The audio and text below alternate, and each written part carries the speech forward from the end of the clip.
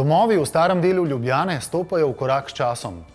Lastniki manjšega stanovanja v hiši na Ribjem trgu so v sodelovanju z birojem Ide doma prostor preuredili v udobno bivališče, primerno za 21. stoletje.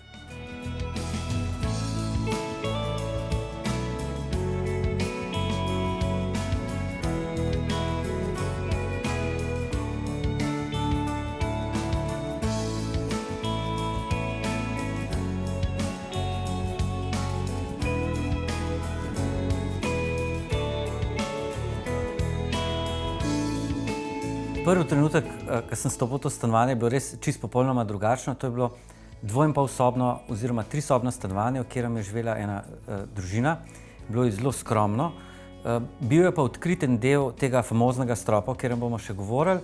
In to je bil tisti glaven navdih, tisti trigger. In ta prva sekunda sem si rekel, to stanovanje mora končati v mojih rokah.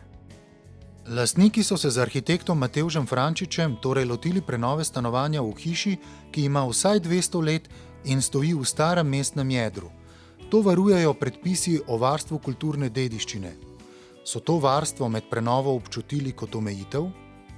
Vso to starino sva z investitorjem vzela nekako za motiv, za rdečo nit te prenove.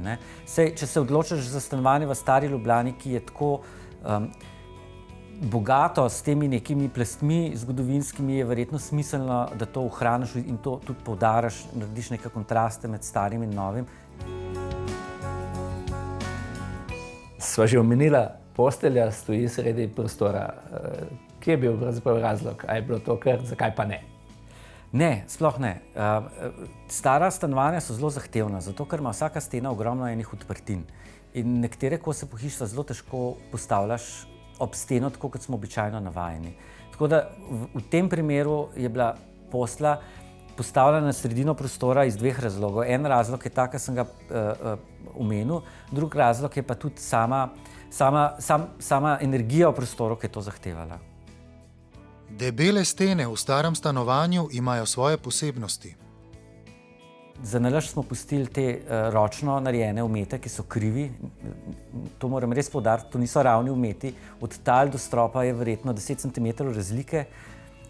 Edini tak kos, ki je ostal, so tudi ena vrata. To je en tak del stavbnega pohištva, ki je ostal v stanovanju. Vse ostalo, strop, ne, jasno, tla, ostalo je pa novo. Tla so bila popolnoma dotrajana, so bile dobesedno jame noter. Ampak sej, ko se lotiš ene prenove z eno tako novo vsebino, je pač en tak poseg najmanjša stvar pri vsej stvari.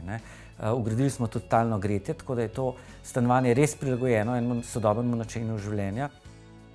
Ne le, da stene v starem stanovanju pogosto niso ravne, tudi vogali niso vselej v pravem kotu.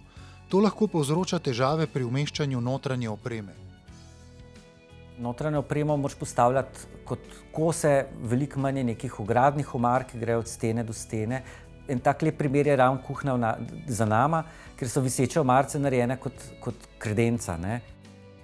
Celotno prenovljeno stanovanje meri 56 kvadratnih metrov. To pomeni, da je moral arhitekt pri prenovi s premislekom razporediti prostore, da je v stanovanje umestil vse, kar vanj spada.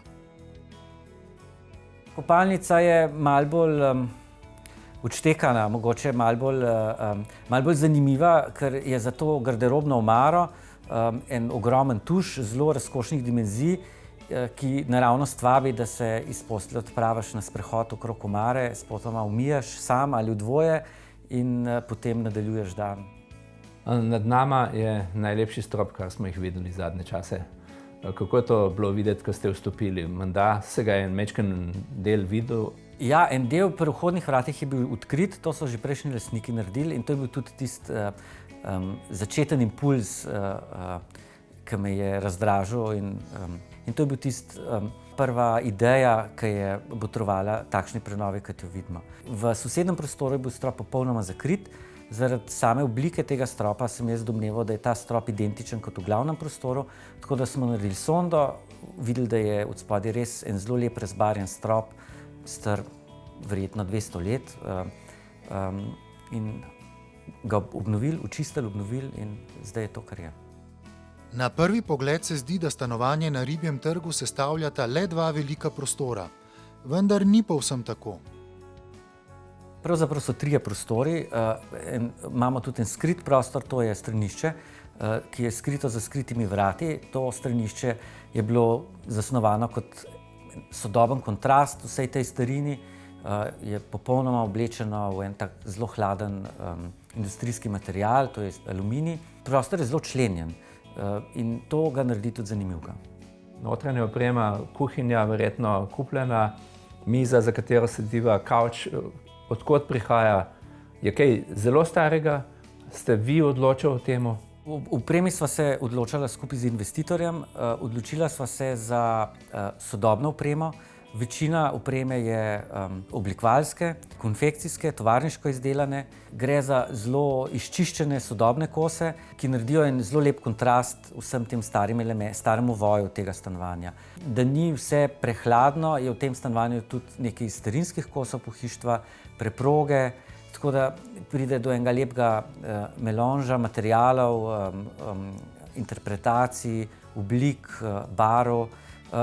Je pa res, da barvna skala ostaja na takih zelo umerjenih, naravnih in zemeljskih tonih. Ali bi človek sklepal, da ste se z lastnikom verjetno kar dobro ujeli, nekako se niste mogli dosti kregati o tem, kaj bi on pa kaj bi vi?